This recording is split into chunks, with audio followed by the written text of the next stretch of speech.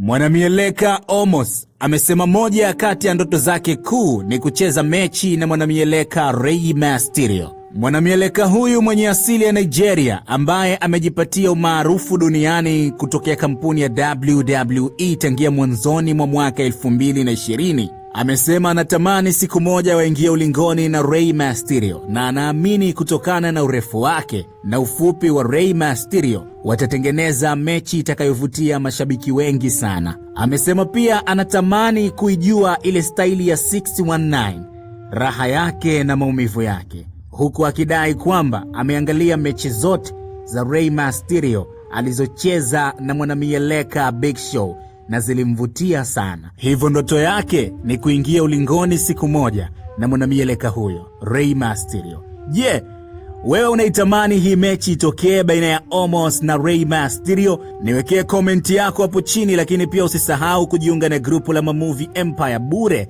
WhatsApp namba zetu hizo hapo. Mimi naitwa Kadir Mwanahimaya na hii ni Himaya ya Mieleka Empire. Usisahau kutufollow kwa ajili ya kupata habari za Mieleka kila siku. Bye bye.